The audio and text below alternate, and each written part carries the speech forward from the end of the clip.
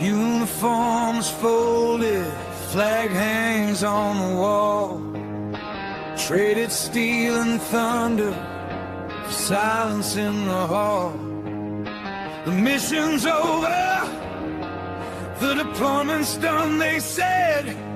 But the war inside my head, it hasn't left its stain.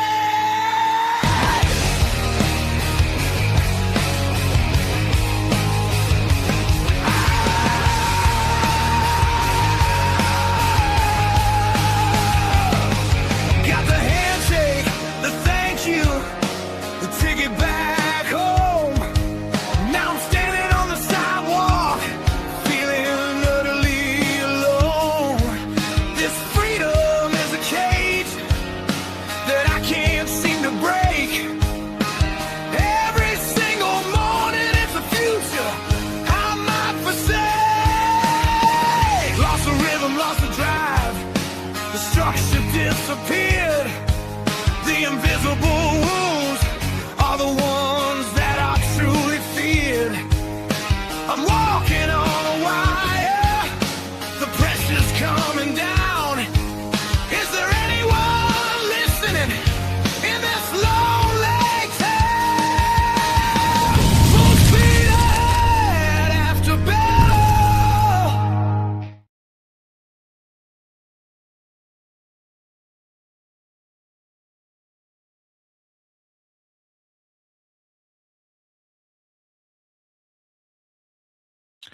All right, technical difficulties there. We're here live for another episode, Full Speed Ahead After Battle on Military Broadcast Radio, where we give the veterans a voice.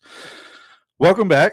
We had to cancel last week's show, had some technical difficulties. While I am a jack of many trades, electronics is not one of them, surprisingly. My niece, my 5-year-old niece, can work this stuff better than I can. So we'll have to figure that out for last week, but we're moving on. Adapt, overcome, as we always do. So let's wrap up these last couple of weeks. But before I do, let's throw out these numbers that we do every week. They say 22 veterans commit suicide every single day. However, latest report from the VA suicide report shows that number is down to about 17 and a half. 17 and a half veterans per day committing suicide. And that's from numbers up through 2023. But everybody's got that 22 stuck in mind because that's easy to remember, right? 22. Now, if you look at the Texas numbers alone, there is about 1.5 million and change veterans living in the state of Texas.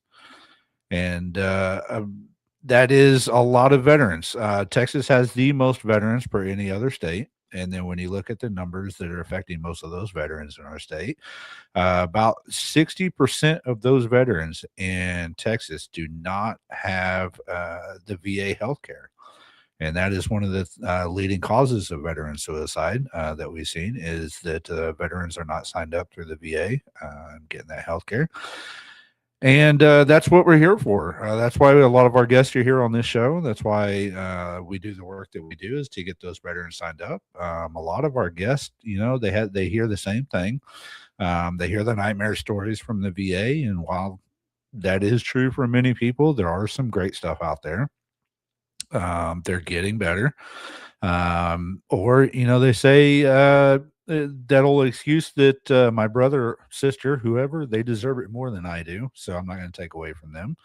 But if you caught our last episode, our last guest, just like many others, said it's a bunch of crap, basically, put it simply, because you're not taking away any benefits from anyone else. The VA has all these benefits out there. They have the funding out there. You're not taking it away from anyone else. So don't use that excuse anymore. And our guest tonight, he's going to be talking about VA benefits. He does this a lot. We'll get into that here in a little bit, but he'll probably tell you the same thing. The benefits are out there for everybody. So quit making excuses and sign up. But 22 veterans commit suicide every day on average. That means that in the time of this 1 hour show, highly likely that one veteran will commit suicide. And that's why, again, we're here to talk about that transition, that mental health, the prevention, intervention, postvention, not just for the veterans, but we've heard from family members as well. It's not just a veteran when they take their own life. It's the families, the friends, and everybody else has to deal with that. So they need just as much as help as the veterans do. And so now that those numbers are the way, we got a couple of weeks to catch up on. Daylight savings time, kicking everybody's butt. I know that, especially starting back to a new job a couple of weeks before then. Get used to that has been crazy, but it's definitely keeping me busy. For those just now tuning in, if you aren't keeping up, I did quit 10 years of corporate work in the auto finance industry, and I went to work at the county animal shelter. Unlike many other shelters, this one falls under the sheriff's department. And I highly respect our sheriff and his chief because I've worked with them for many years in the local policing area when I was on city council. And so I highly respect their leadership. I highly respect the leader that they selected to run the shelter. And like many veterans, working with animals it's like a coping mechanism, right? Bonding with those animals, being able to you count on them just as much as they count on you, whether it's canines, horses, or whatever animals you decide to work with. I can definitely tell you that I have in the last 10 years working, I have never been happier, more relaxed, more at ease or at peace than I have ever been than working with these animals.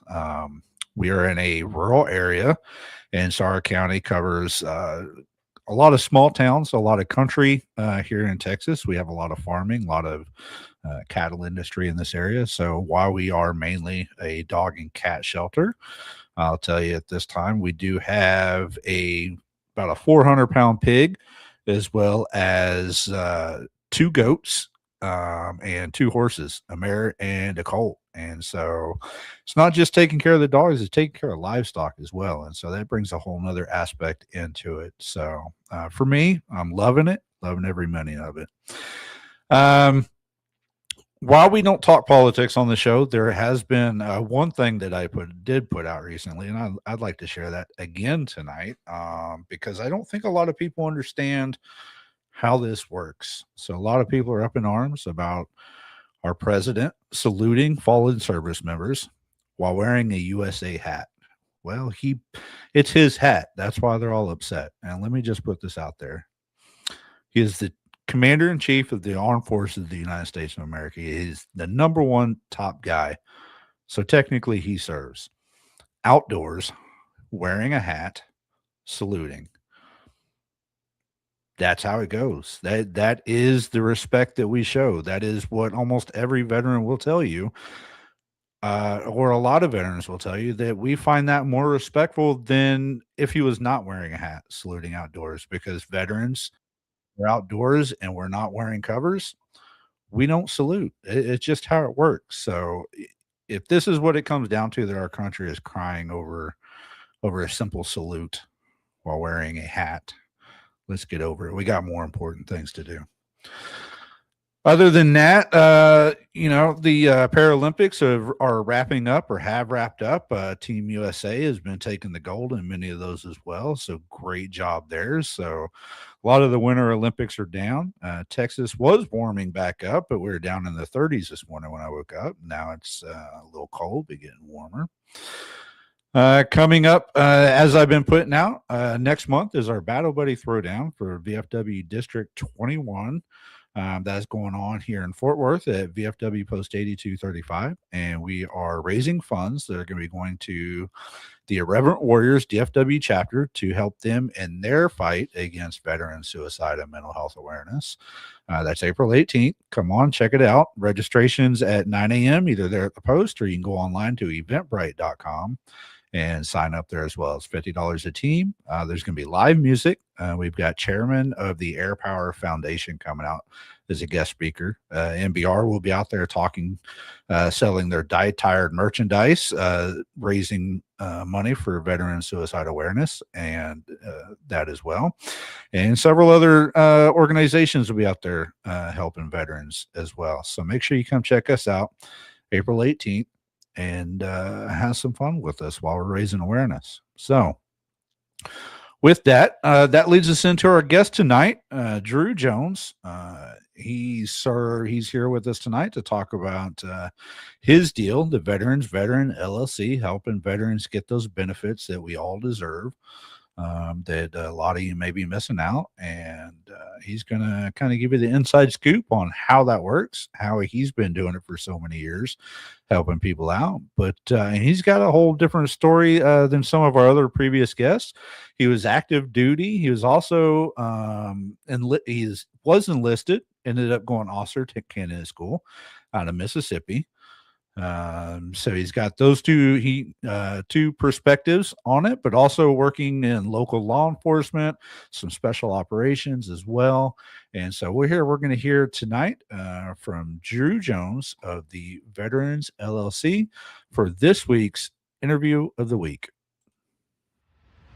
The interview of the week is brought to you by Jersey Mike's, a sub above. Drew, welcome to the show. How you doing? Doing good, sir. Happy to be here. Good. Great to have you. Thanks for coming on the show. Yes, sir. All right. So let's get into it. I gave everybody the basic background of you, but when you sent me that bio, when they say you've been there and done that, you really have. You've been all over the place doing enlisted, officer work, law enforcement, special operations. You've been around there, got the T-shirt, and then some. Yeah. So why don't you give us a rundown of all the Drew bumps and bruises to go with it? Yeah, I'm sure there are. I got law enforcement 2013 up until last year, a little break here and there, but overall through the course of 12 years, started in the county jail, got hired at the local police department. While there, I was trained specialty as a DUI officer, did some SWAT team type stuff, was then left there, joined the military at 28 years old. I said, now or never, joined the Mississippi Army National Guard, Howard Hatcher's degree. So I went straight in as an E4 specialist, did a 19 Delta Cav Scout, immediately drawn up in training right after OSOT, had about a month break, then a pre-MOB, then a MOB at El Paso, Texas, then boom, deployed. I was in the right place at the right time for a 20-man personal security detail for high threat executive protection, handpicked to work with Department of State in Syria. Got some super specialized training with them up in Virginia at their training headquarters before we got shipped out. Man, did that. One of its kind mission, the only time a National Guard's ever had a mission like that, because obviously there was no embassy in Syria at the time of the stuff that was going on there. So normally they would never have DOD assets do that job anyways, but they had I believe it was 3rd ACR was there before us, and then we relieved them. So we were the first ever. And then of course after us, they had to pull out. So as far as I know, we're the only ones the National Guard to ever have a mission like that with Department of State. And we had most miles driven, top 3 biggest convoys, people wise and vehicle wise. Most missions ran. At one point for several months, it was 7 days on every week, every day, both teams. Yeah. Started getting a little worn out, switched up to one team out, one team rest. So we do every other day. Like I said, just got real lucky, right time, the right place with the right background. Came home, switched over to the sheriff department, did some more DUI stuff, then got trained up and started really specializing in narcotics and SWAT team. Mm-hmm. And then, like I said, when I first came back from deployment, they try to tell you to take a rest from coming home to transitioning right back. But my story was kind of messed up because my dad got real sick. So when we left Syria to come back to Kuwait for a couple of weeks before we went back to Texas for the actual demob, I had a Red Cross letter. So within just under 48 hours, I went from being in Kuwait to being in Texas to being back in Mississippi. So I never actually got a demob. It was boom. Wow. It was wake up. It was wake up in Kuwait, go to sleep in Texas, and then the next day I was going to sleep in my house in Mississippi. Man, so I never really got a heck of a time coming back. Yeah, I didn't really have the time to kind of settle in, and it was Syria to Kuwait for a couple of days, and the Red Cross stuff was going on. Rushed to Texas. Yeah. I tried to go with my buddies to Buffalo Wild Wings. He's like, man, we're back in the States. And no, here came an active duty E8 with a red packet saying, Specialist Jones, we got to go. And He front loaded me to every line there was, and it was boom, boom, boom, boom, boom, boom. I was done with demo just like that. Wow. And flew out, got home to Mississippi at like 2 a.m. Okay.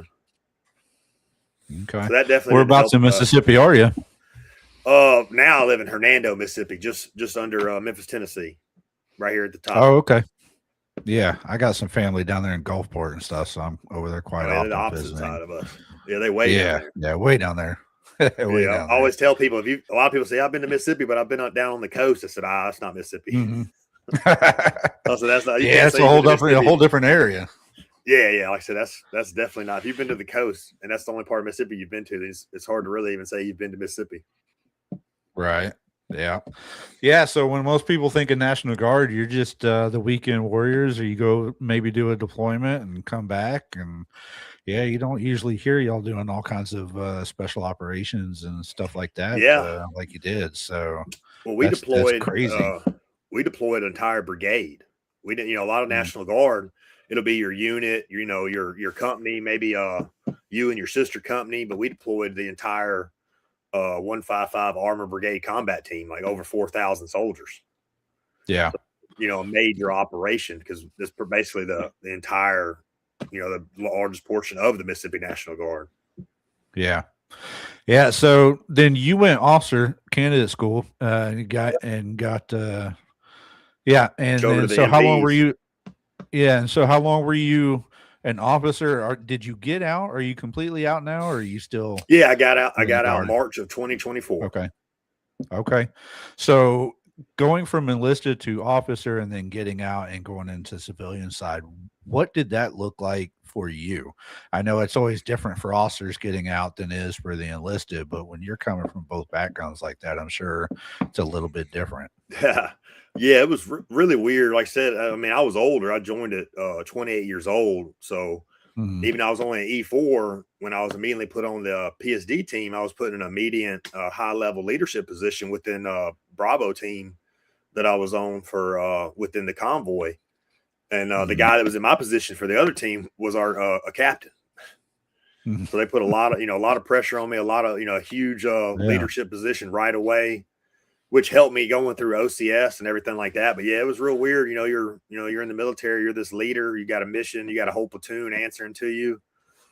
Yeah. And then at one point in time, I was the acting XO for a long time. And, now, so, you're second in command of the company. And then, next day you're out of the guard and you're just a civilian, just hanging out. And when I got out of the guard, I actually just got out of law enforcement as well.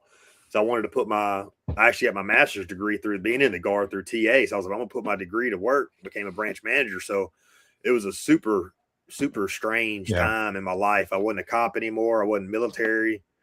I was like, man, I kind of, you feel like you lost your whole mission, your whole purpose. Right. Yeah. Cause like a lot of veterans, they go from service into law enforcement because it's almost, I don't want to say it's the same thing, but it's about as close as you can get to being the same thing. And so it's just like, it's an easy transition it's an easy transition for a lot of it because you're still serving, you're still in uniform, you're still working with your teammates and everything else. But then you just went into corporate security or private contracting through a company that's gets contracted out with Amazon. Okay. I work, like I said, I live in Hernando, but I work in Memphis. So how did you come about that after getting out of law enforcement? What made you want to get into that type of security? Man, I knew a guy from when I was in the guard as an officer. He was one of my enlisted guys at the military police. And his wife actually works admin side for the company. And she saw just something I put on Facebook. And then I was getting ready to move and looking for kind of a change. And she just reached out like, hey, I work for this company up here in the Memphis area, because she knew I was from up here originally, but I've been gone for about 16 years. And she's like, have you ever thought about moving back up here? I could probably get you a job with your background. And I was like, well, let me, look into it and get back to you in a couple months when I have, kind of my feet on the ground and ready to actually move. And sure enough, I hit her about 3 months later. I said, hey, is it still available? She said, come up here and interview real quick and we'll see what we can do. And I think I drove up there that week. Nice. Good. So how long were you unemployed, or were you, or like how long did that transition last for you? Oh yeah, I got out the branch manager gig, ran its course December 24. And then, so I was back then, I'd actually gotten back in law enforcement part-time and, but just, 1 or 2 days a month, nothing real serious.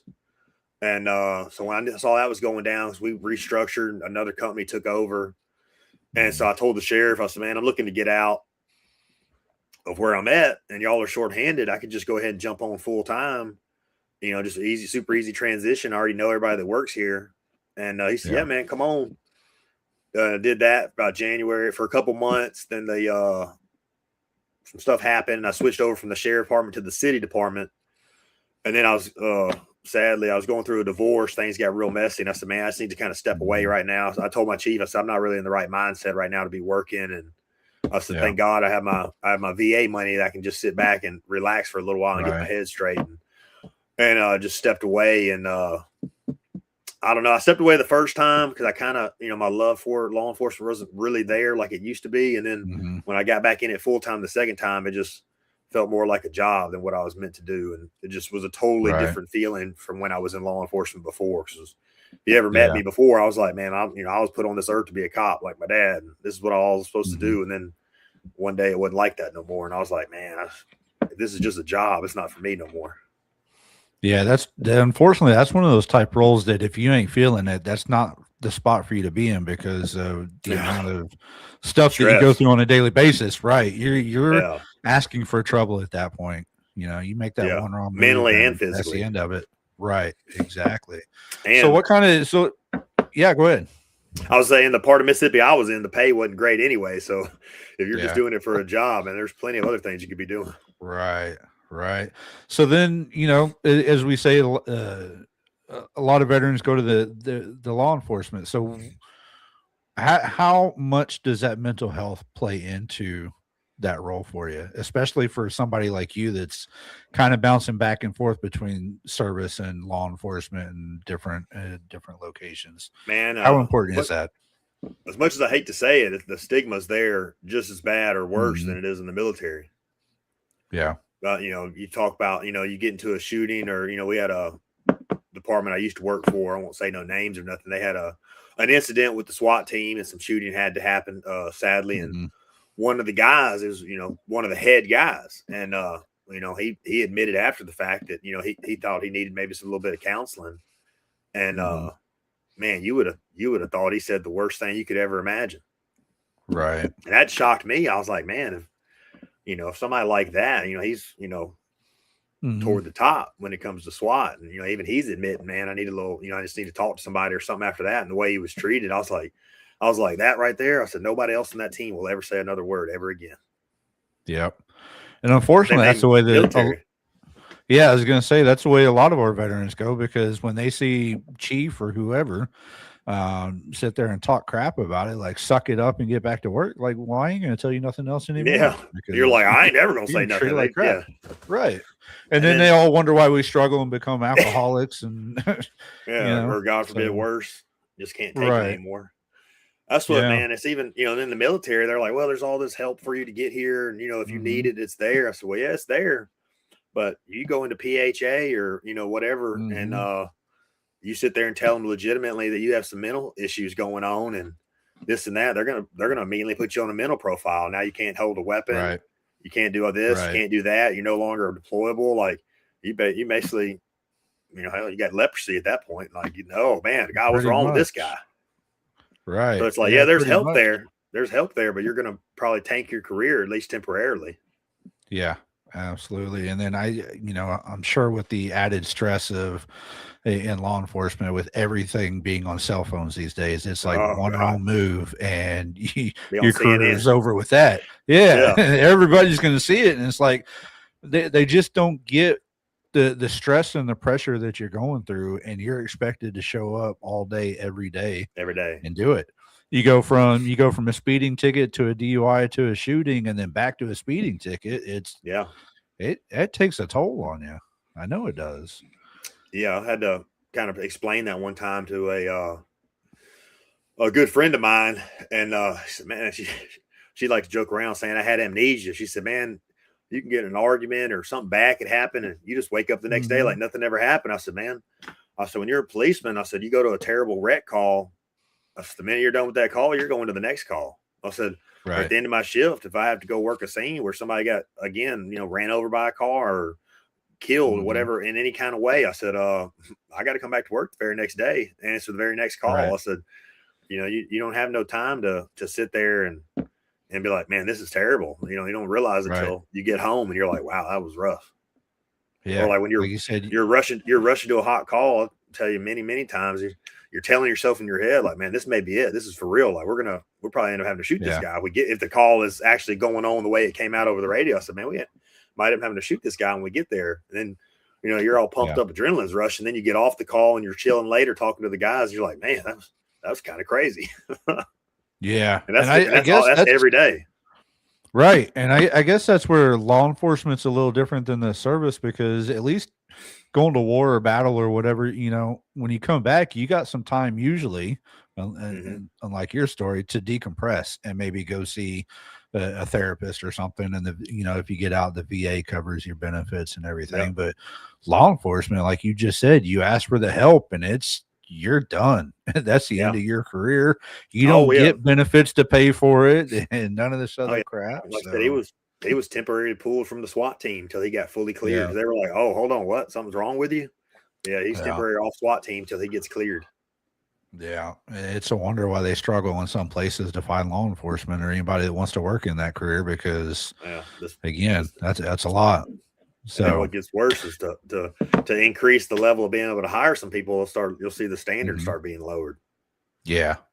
That's where you get the bad cops. Yeah, that's where you get the bad guys that, the people that went through high school that are the bullies or whatever, and now they're taking their revenge out on people or what. You've heard, we've all heard the stories, right? So, yeah. Unfortunately, it's the same thing in service right now in the military. You see what they've been doing the last 10 years or so, and standards are dropping, and now they're trying to change them around. And unfortunately, that pendulum swung way too much one way, and then now we're trying to go back the other way, and you got to find that medium, and it's difficult. A lot of resistance. Yeah. So I'm sure with all those struggles, like we were just talking about, that's kind of why you fell into what you're doing now, the veteran's veteran. And we're going to take a quick break, but when we get back, we'll talk about that. We'll talk about what is the veteran's veteran. All right. Yes, sir. Be right back after these messages.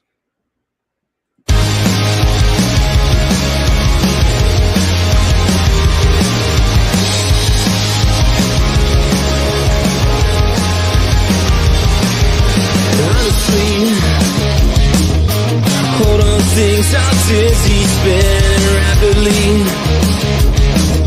To miss another beat is such a tragedy. Now this moment feels like all eternity. It should feel so comfortable.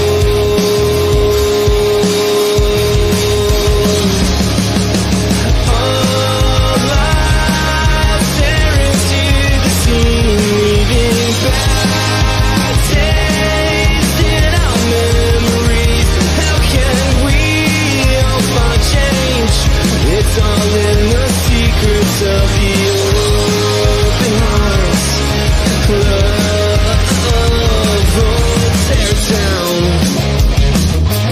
tear it down, there is no need to scream and shout.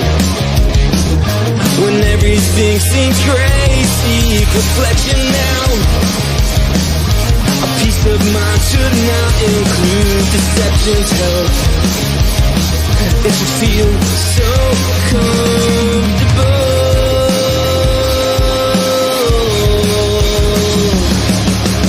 All eyes stare into the scene, leaving bad taste in our memories. How can we all find change? It's all in the secrets of the open hearts. Honestly.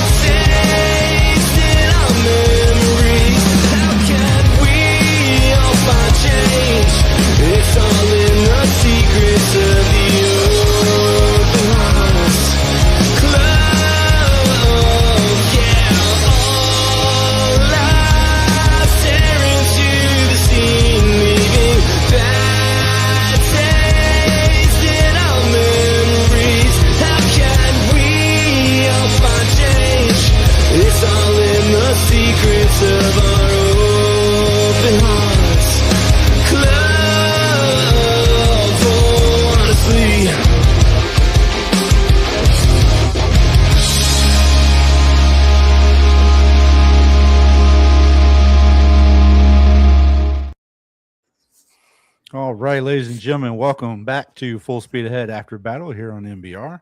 That was the band Die Tired. And if you go to the MBR website or Die Tired's website, we have a collaboration t-shirt on there or shirt on there that all the proceeds go to supporting veteran suicide and mental health here at MBR. So back with my guest, Drew. We're talking about your time in service, law enforcement, the stigma facing it, all that different stuff. And I'm sure like many other veterans like me and others, there's a reason why we get into what we do when it comes to helping veterans.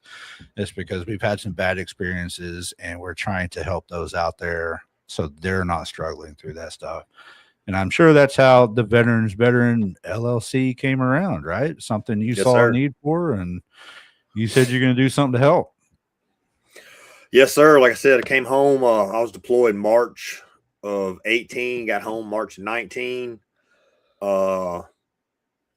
Like a dummy, I rushed back to work because, man, a couple weeks of just chilling, I say just chilling. My mind wasn't chilling. My wife was trying to, bring me around the family and friends and have people over. She's so excited I was home.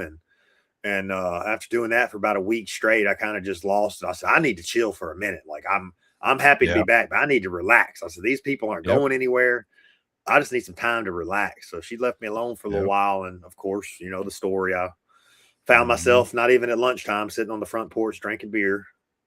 Yeah. And I called my buddy and he said, man, what are you doing? And I said, man, I'm sitting here drinking. He's like, it's not even lunch. And I was like, that's when I was like, well, dang, I guess this isn't normal.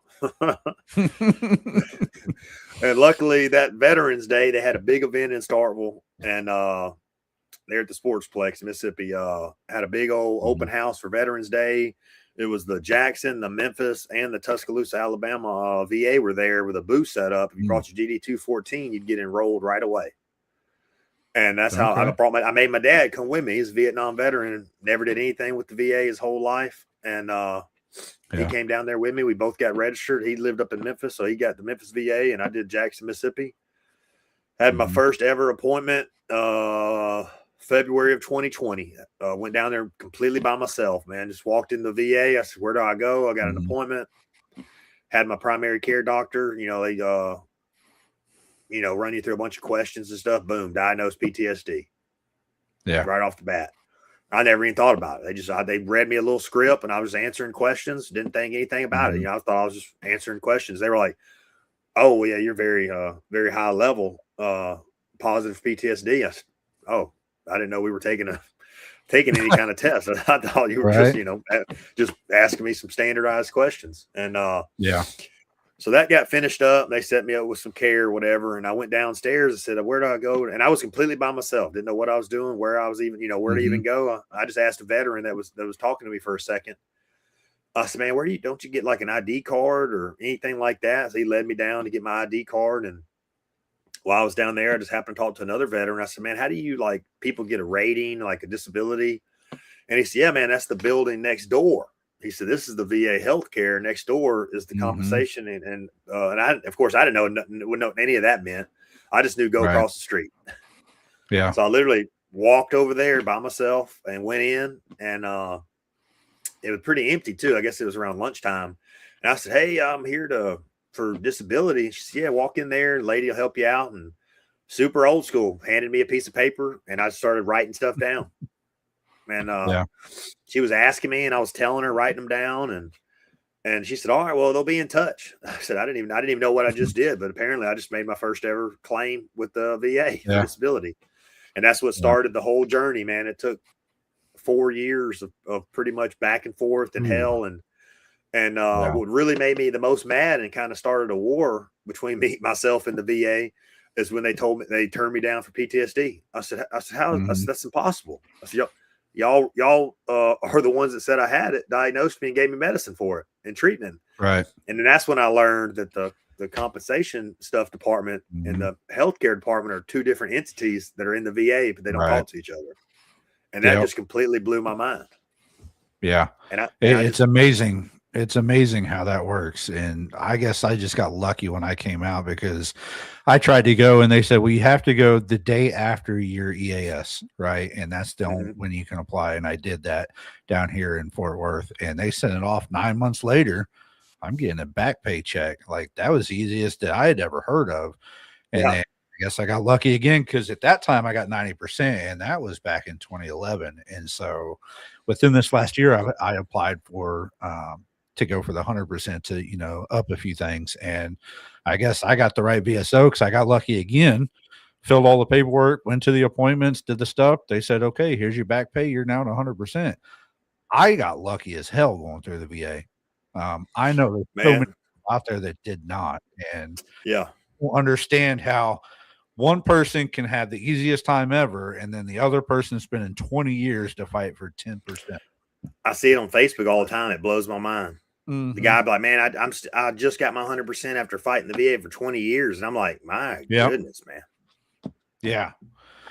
Yeah. So that's what, so you took that experience, turned it around, and now you're helping other veterans with that. Yep. I got 80% right. That's what it was. Also a little bit kind of left out there, man. It took me about a year. You know, you get a year. Your back pay date when you come off active duty orders is when you come off your active duty orders, not when you actually make that first claim. Which again, I didn't know none of that. I just thought my claim would start February 2020, but apparently it was on my cutoff date from active duty orders in March of 19. So I was already at almost a year, and then COVID hit. Yeah. So mine, then I couldn't go to any of my CMP exams. So it was so crazy. They actually sent me a letter in the mail on like a Monday or Tuesday saying all your claims have been canceled. You have to refile for not making your appointments. You have a year to appeal this. And I was like, man, what is going on? Literally, that was a Monday or Tuesday. It was either Thursday or Friday. Another letter came in the mail saying, due to COVID, you've been getting an extension for a whole year to complete your CMP exams. And I called the VA. I said, what is going on, man?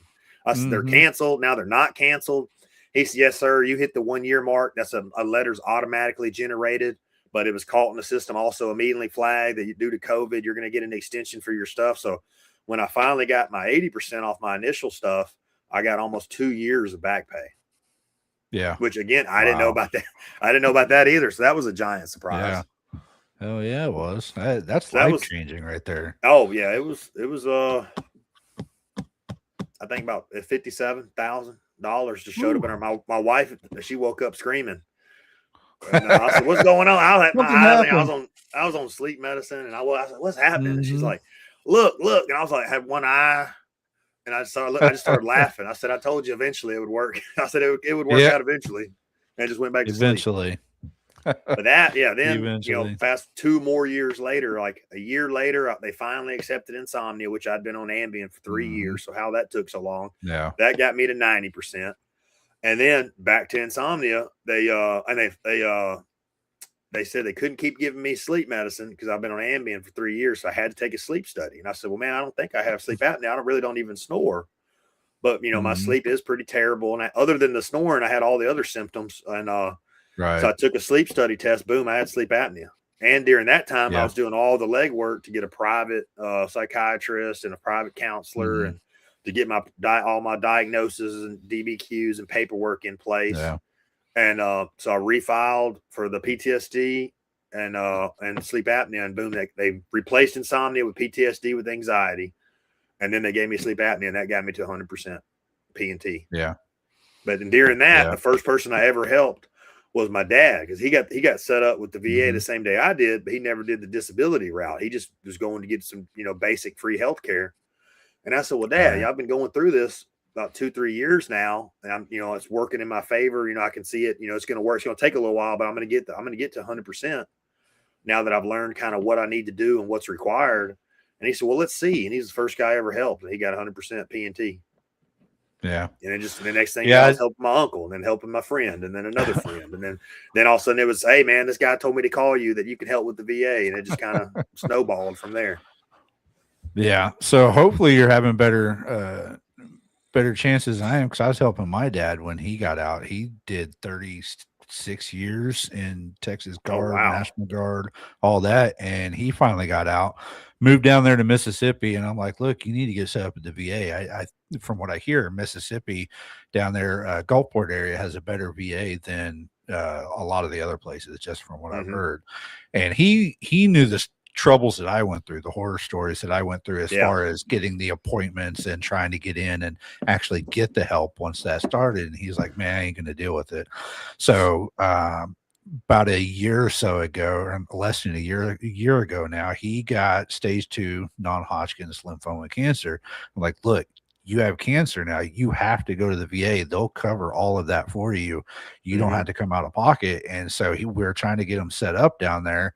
He finally got his first appointment set up for the screening.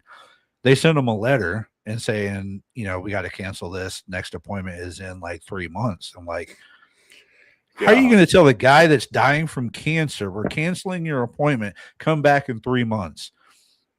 So I'm with him. He just, nope, I'll pay out of pocket for it. I'm like, I saw a guy on, I think it was TikTok earlier. They requested some kind of, which, you know, you think it's true. You never know with social media, but he requested an appointment for mental health or something, and they gave him an appointment in like June. It's March. Yeah. It's like, how is that going to help me now? That's insane. That's why I try to tell everybody, if you can, depending on how close you live to the actual VA, man, I do everything now through community care. Yeah, that way it's set up local. So do I. And a lot of people don't know. They said, man, they don't even know what community care is. And I said, man, if you don't live like, if it's not convenient for you to go to the actual VA, like it's definitely not for. Well, I mean, I guess technically it would be convenient for me to go to Memphis, but I don't want to switch from Jackson to Mississippi to Tennessee. So there's no way I'm driving 3.5 hours to the Jackson VA. So I got to use community care for everything. And I'm like, man, you're going to civilians, you're going somewhere local. I said, you know, I hate to say it, but you're going to get way better treatment, because most of the places you go civilian, they're going to love military, and they're going to love because you're there from the VA. Yep.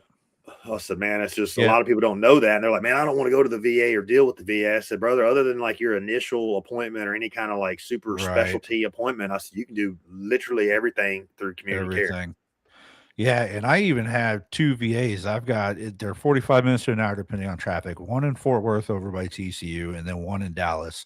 And I still am able to go through community care because there's one 10 minutes down the road from me. And so that's what I try to tell people around here is like, dude, you ain't got to go to Fort Worth. You ain't got to deal with all the traffic. There's right here. But like you said, people don't know that. And people don't no idea. And they also don't know that the CMP is no longer through the VA location either. They're going to the third party. It's also going to be somewhere QTC. Generalized local.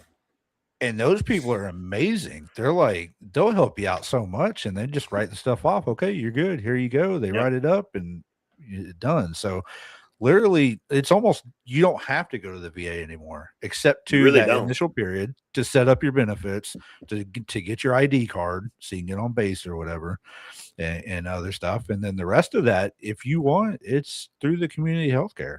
And so I think that's where a lot of people are not seeing that, the benefits of that. So you're helping people out. Why veterans veteran? What does that mean? Man, I was trying to think of a word or, you know, a company name or a slogan or something like that to let them know, like, you know, I'm a veteran. I've literally been in the shoes they're in, especially when it comes to National Guard. Man, let me tell you, there's either no information put out or nothing but bad information. I can't tell you how many times people, especially policemen, man, it's like their biggest fear. They said, man, I heard I couldn't get any kind of mental health or PTSD claim with the VA, or can't be a cop anymore. I said, brother, I was a cop. What do you mean? Right. Like I didn't get special privilege just because it's me. I'm like, your VA disability stuff has absolutely nothing to do with your civilian job. I said, there's nothing, you know, unless it's like federal or something. I said, there's nothing you even that says you even have to tell them, unless it, you know, physically limits, you know, the way you work. Right. I said, other than that, it's none of their business. Yeah, and I think that's what people. It's the bad info or literally the lack of info. Right. And I think that's in places like Texas, a lot of people were worried about it at one point because they thought if I get into the VA and they put me at 90%, 100%, whatever, they put depression, yada, yada, I'm not going to be able to get my concealed carry license anymore. Well, that's kind of the same thing. Just the other day, he said, man, I don't want to lose my gun rights. I want to be able to keep hunting. I said, man, what are you talking about? Right. He said, man, the guy at my unit back in the day, he said, if I get mental health, I can't have guns and go hunting no more. I said, oh my God. I said, man, not how this works. Everyone has that one guy that gave them bad information and they just ran with it the rest of their lives. Yep. And unfortunately, this is not the type of information that they're putting out in these TAP classes when guys are getting out, right? And that's, again, that's something that they need to be fixing and working on. Is it's not just do your resume, dress nice, go to homedepot.com, walmart.com, sign up at those places for a job. They need to be putting, and from what I hear from one of my VFW contacts, is that they're slowly adding it into some TAP classes, that they're bringing a rep in there to get you signed up so you're enrolled in your VA benefits before your EAS is even done now. And so that's a start. They need to. It's a start. Yes. Yeah. At a minimum, at least get whatever percentage you enrolled, start out at, right. Get you enrolled. Yeah. That way you can walk in, you can get that medication or the dental or whatever that you need to keep going on with life, and not years down the road when you finally get tired of it and like, okay, maybe I need to do something now. So, so let me ask you this. There's a lot of people that are concerned, I guess, over the last couple of years, because there are other organizations, businesses out there that say they're helping VA or veterans with their VA benefits, and a lot of them are getting bad stigmas, right? Mm-hmm. Because they're screwing over our veterans or things. So what is setting you apart from those guys and the crap that they're trying to pull? Well, through my 4 years of struggling with the VA and helping, and then I've basically been doing this ever since February 2020. So I've been doing it for 6 years now, between my process and helping other people. Well, obviously during that time, after I got more knowledge of what was actually going on, I actually started reaching out to some of these companies and learning about, hey, how much do you cost? Like, how do you charge? Yeah. How do you get paid? Like, this and that. So not only, number one, did I make sure, however you want to word it, I'm the cheapest / most affordable guy there is. And number two, when you call me, you're going to call my cell phone. So you're going to talk to me. You're not going to call a 1-800 number and get a call center and talk to a salesman that's reading off a script. Yeah. Hey, what do you need? Well, we're going to hook you up with blah, blah, blah, blah, blah. I saw some ads today. I wanted to screenshot them. It said 2 weeks, 100%. That's the biggest lie I've ever seen. Hey, no way. You can't get the paperwork filed in 2 weeks. Yeah. All these companies are putting that on Facebook, man. You give us 14 days, man. We'll have you at 100%, $54,000 the rest of your life. And then a lot of them, they suck these veterans in because they say, oh, we don't get paid unless you get paid. But they're charging anywhere from 4 to 9 months of whatever their increase is, which if they're just going from 60 to 70, that's not much money. But if they're going from 0 to 80, 0 to 90, now you owe them a big chunk of change. That's a chunk. Yeah. Yeah. And, I'm not saying, and then on the flip side of things, I agree in veterans choice. Cause now looking back, if I would have had somebody approach me when I was first getting started, that was that I could have hired, man, I would have paid them whatever they wanted, just so I didn't have to go through everything that I went through, which of course I wouldn't be where I'm at today if I would have done that route. But so I don't like it when I hear like Congress and them or somebody wants to get involved and outlaw all these other companies, because I'll never say anything bad about VSO because there's some really great ones out there. But there's only a limited number of them. They're not everywhere. They don't work 7 days a week. Some of them only work 2 or 3 days a week for a couple hours a day. So, like I said, there's not enough of them out there to serve every veteran that wants VA benefits. And I hate to say it, but anything with government work, if they're not actually having they don't get no kind of benefit for the more veterans they successfully help. They're just getting paid throughout the year regardless. So, how motivated they're really going to be to go that extra mile to help that veteran out. Where if you work with me, it's a one-on-one, very personal coaching consulting experience. So like I said, I do a weekly check-in. They have my number. They hit me up. Some of them hit me up almost every day. Can I tell them, hey, man, any questions, any concerns, you got an appointment coming up, no matter what it is, call me, text me.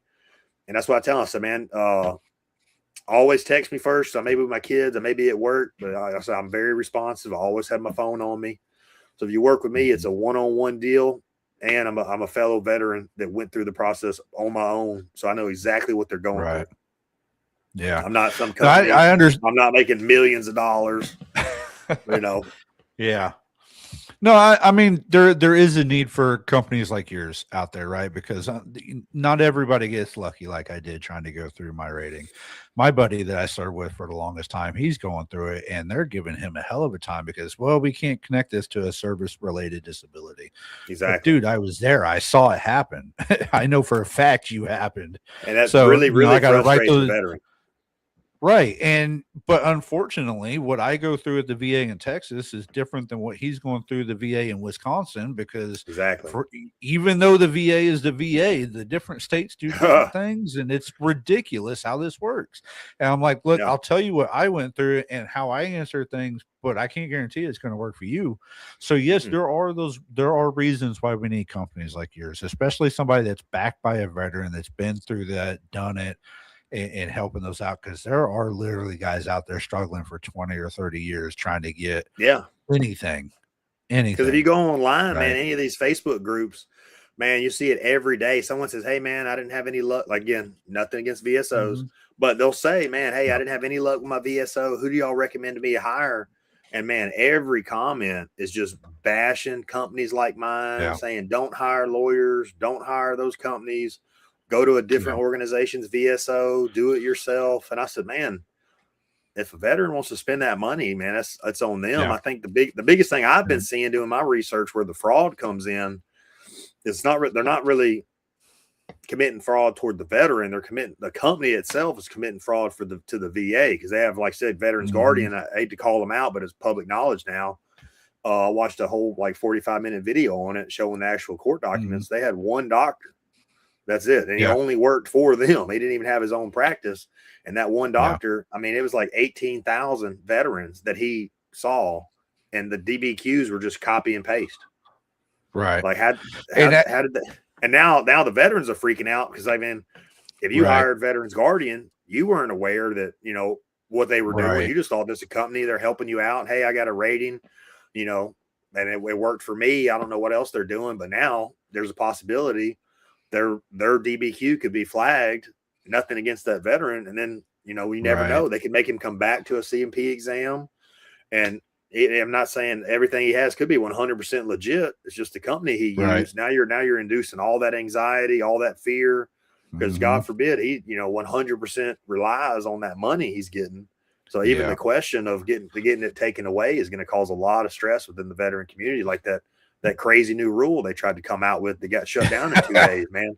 I mean, the stuff I was seeing online, man, no, people were online saying, I will never take my medicine again. I'll never go to treatment again. I mean, I even saw it as scary as it got. People said, man, if they try to take my benefits away from me for taking my medicine, I might as well just commit suicide. Yeah. And I was like, man, please stop, man. It's only been 2 days. I know. Like, calm down. I don't know. I don't know how they thought they were going to get that one through there. It's like, man, did y'all not even read this before you put it out?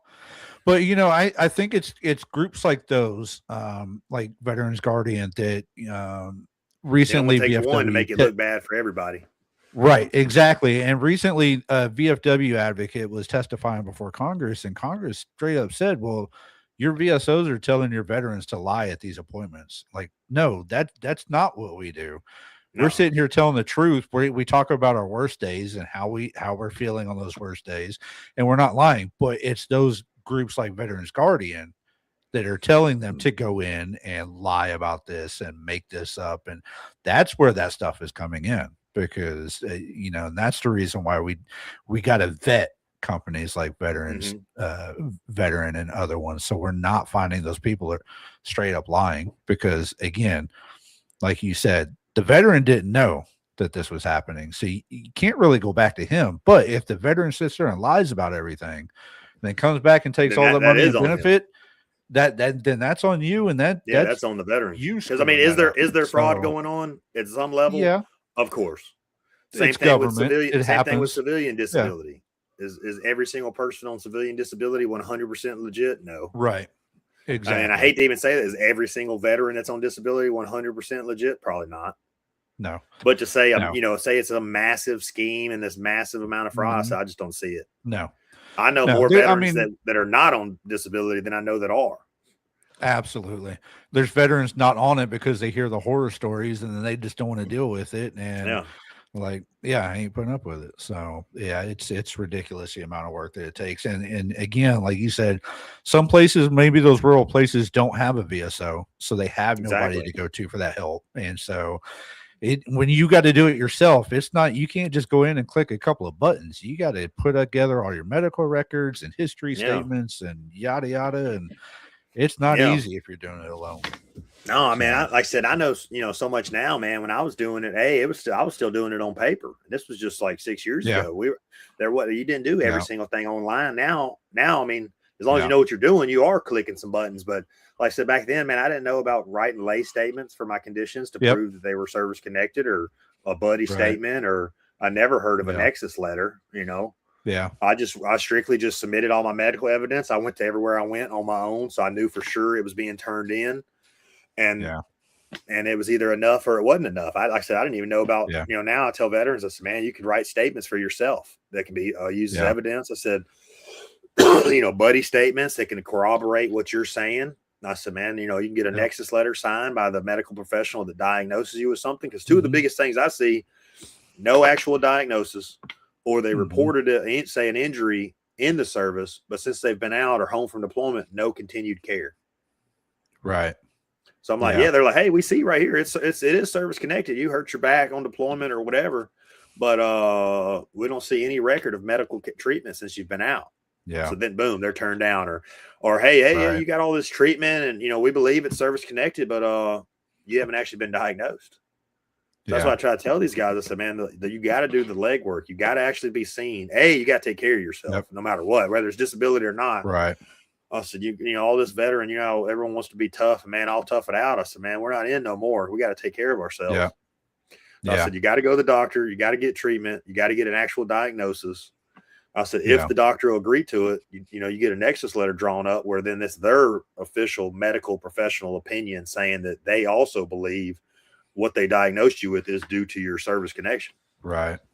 And, I think one of the things that a lot of our older veterans are having the trouble with is they can't trace it back to a service-connected disability, because back then you didn't go to medical unless you were dying, right? So unless you had an arm chopped off or cut off or whatever, you didn't see doc. And so that's why they have a hard time, because they can't trace that back. And so that's what I tell a lot of my guys is, while you're in, if you stub your toe, go to medical.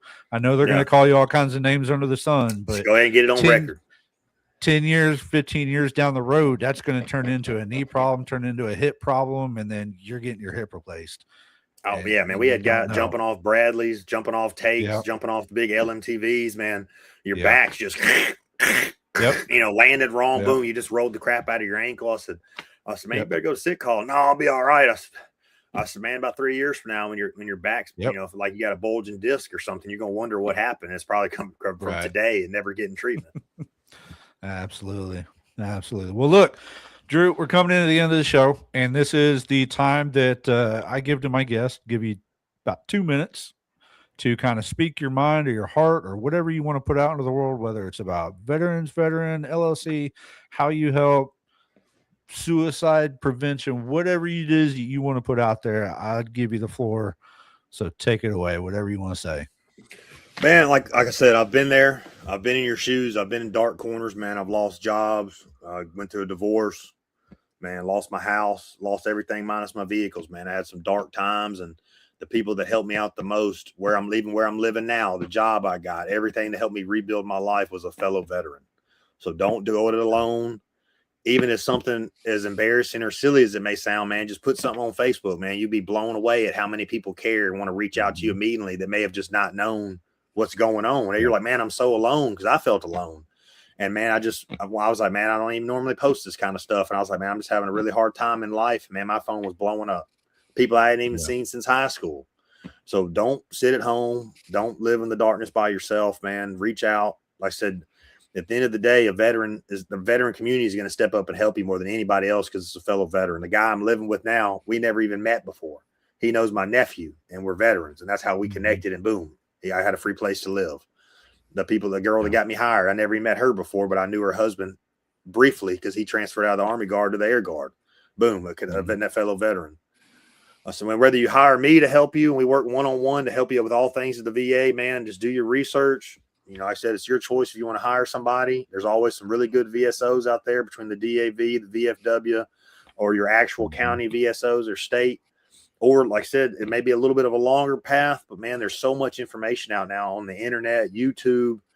I mean, it's just literally as much as your brain can take information on how to do it on your own.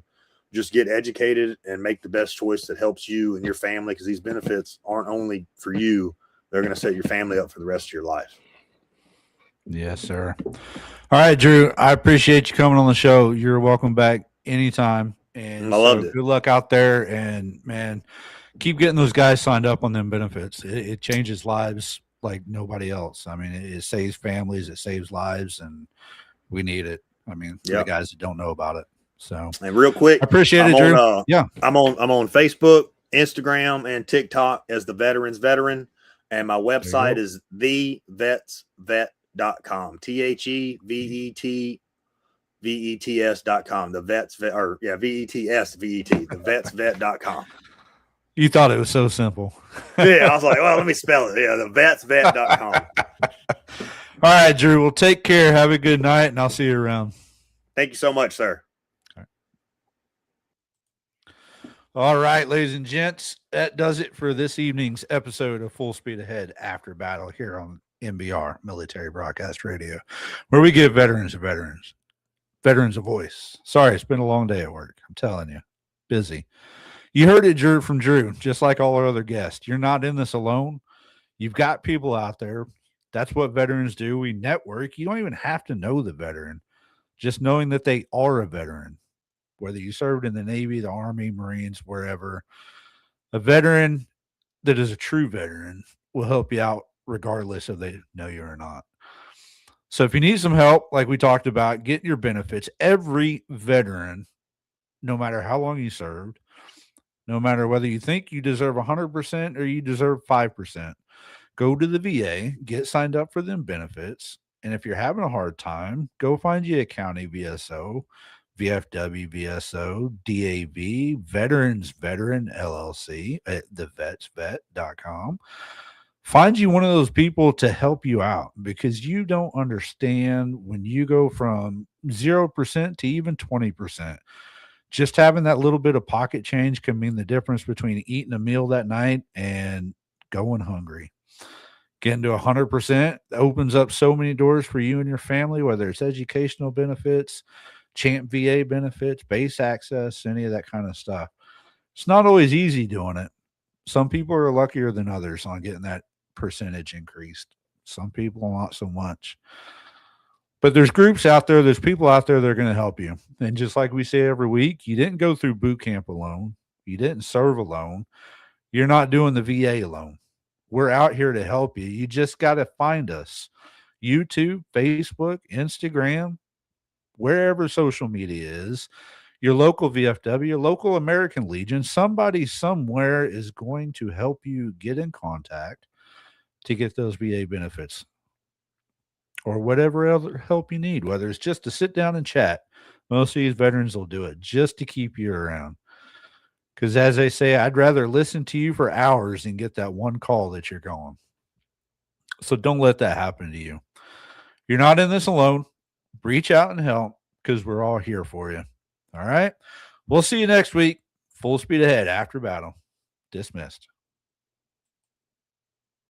Life is like a duck. Tough times don't last, but tough people do. Here at Military Broadcast Radio, we're teaming up with our friends at Die Tired, the veteran-friendly music band spreading strength, resilience, and mental health awareness, one shirt at a time. And check this out. Their brand new shirts feature broadcast beaker right on the breast pocket. A reminder that you can weather the storm, and you're never alone. Shirts are only $25, and proceeds support giving veterans a voice. MBR's mission to teach veterans how to podcast and videocast. Because when our vets are talking, they're not overthinking. They're not second-guessing. Together, we stop the 22 stigma.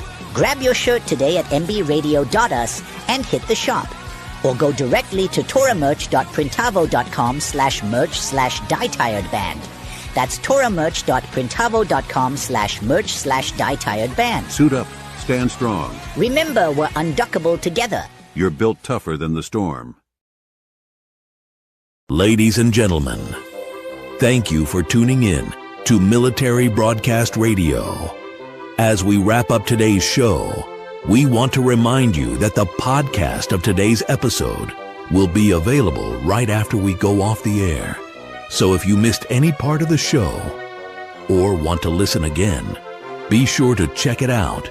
And remember, we're here to support and honor our veterans. Your stories and experiences matter, and we are committed to giving you a platform to share them. That's right. We're here to give our veterans a voice. So don't forget to catch the podcast and stay connected with us. Giving our veterans a voice.